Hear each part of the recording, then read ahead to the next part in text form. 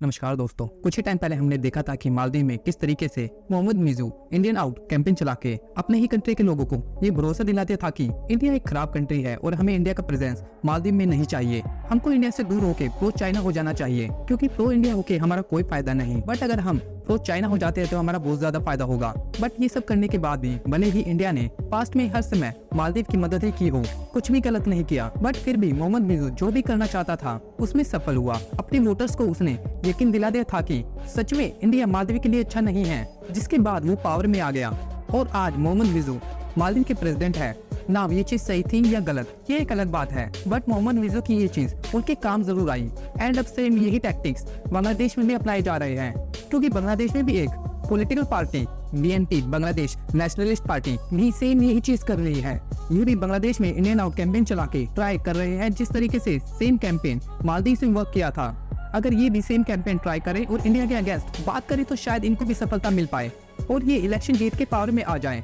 Now यहाँ आप भी सोच रहे होंगे कि बांग्लादेश में किस तरह का कैंपेन इंडिया के अगेंस्ट चलाया जा रहा है और क्या इस कैंपेन से इंडिया को किसी तरह का कोई नुकसान भी हो सकता है। तो मैं बता दूं, करंटली बांग्लादेश में उनके हिसाब से इंडिया का जो इन्फ्लुएंस है उसको कम्प्लीटली बांग्लादेश में खत्म करना चाहते हैं, जिसके चलते वो इंडियन प्रोडक्ट या इंडिया से जो भी इंपोर्ट किया जाता है उन सब का बाइकआउट कर रहे हैं।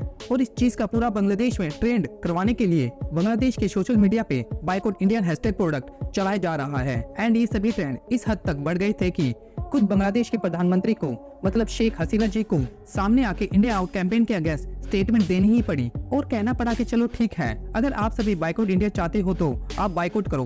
बट बांग्लादेश की जो महिलाएं हैं जो इंडियन साड़ीज पहनती हैं उनका क्या करोगे? जो भी मसाले इंडिया से आते हैं उनका क्या करोगे? और कपड़ों और मसालों के साथ साथ बहुत सारी चीजें बांग्लादेश इंडिया से इंपोर्ट करता है, उन सब का क्या करोगे? क्या हम उन सबको जला दें? ना, जब किसी कंट्री का प्रधानमंत्री अपने लोगों से इस तरीके से बात करता है तो आप ये आइडिया लगा सकते हो कि किस तरीके से ये इंडिया आउट कैंपेन बांग्लादेश में प्रमोट और ट्रेन किया जा रहा है।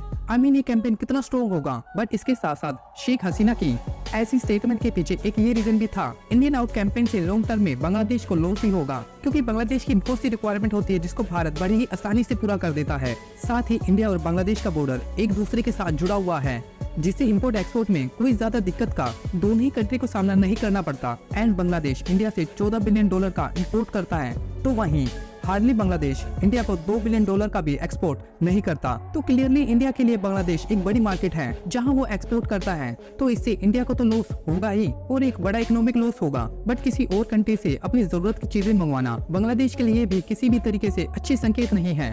साथ ही इंडिया की ब्रह्मपुत्र नदी और गंगा नदी दोनों ही इंडिया से बहती है और दोनों ही बांग्लादेश के लिए कितनी ज्यादा जरूरी है, आई गेस ये मुझे समझाने की जरूरत नहीं। और यही वो मेन रीजन है जिसके चलते बांग्लादेश की प्रधानमंत्री इस कैंपेन को मोमेंटम नहीं देना चाहती। बट फिर भी लोग पावर में आने के लिए किस हद तक जा सकते हैं बांग्लादेश के इस इंडियन आउट कैंपेन से हम सभी समझ सकते हैं। नाउ यहाँ मैं आपको एक फन फैक्ट भी बताता हूँ। बांग्लादेश में BNP बांग्लादेश नेशनलिस्ट पार्टी जो इंडियन आउट कैंपेन चला रही है वो एक प्रो पाकिस्तान पार्टी है जो 2001 से 2006 के बीच पावर में थी। एंड इनकी उस समय की जो प्रधानमंत्री थी उनका नाम खालिदा जिया था।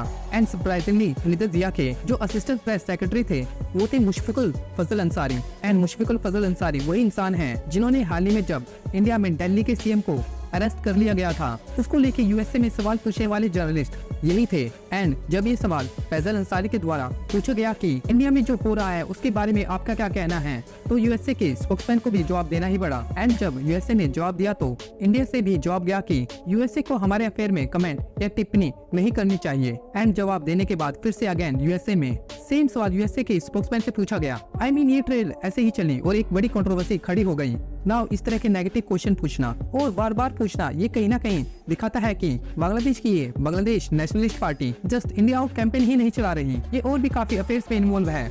एंड करंटली मुशफिकुल फजल बांग्लादेश के कोड़े एक भगोड़े हैं, इनका पोर्टल भी बांग्लादेश में बैन है, बट स्टिल इसको अभी भी BNP का एक मेंबर माना जाता है। नाउ अब आप सोच रहे होंगे अगर BNP पावर में आ जाती है तो ये इंडिया के लिए अच्छी बात नहीं होगी, ये तो कम्प्लीटली एंटी इंडिया है, इंडिया के प्रोडक्ट को भी बैन करना चाहती है। तो मैं आपको बता दूं बांग्लादेश में रिसेंटली ही इलेक्शन हुए हैं। हाँ, इलेक्शन से पहले ही चिंता जरूर थी, बट इलेक्शन हो चुके हैं और इलेक्शन में शेख हसीना पूर्ण बहुमत से जीत चुकी है। अब जो इलेक्शन होंगे आई गेस वो 2029 से 30 में ही होंगे। तो फिलहाल के लिए ऐसा कुछ भी होने के चांसेस बिल्कुल नहीं है। फिलहाल आपको जस्ट ऐसे ट्रेंड हैशटैग सोशल मीडिया पे देखने को मिल सकते हैं। पर फिलहाल बांग्लादेश में एक ऐसे प्रधानमंत्री हैं जो इन सभी चीजों को समझती हैं और बांग्लादेश के लोगों की भलाई किस चीज में है ये काफी अच्छे से जानती हैं, जो इंडिया के लिए भी एक बहुत बड़ा रिलीफ का पार्ट है।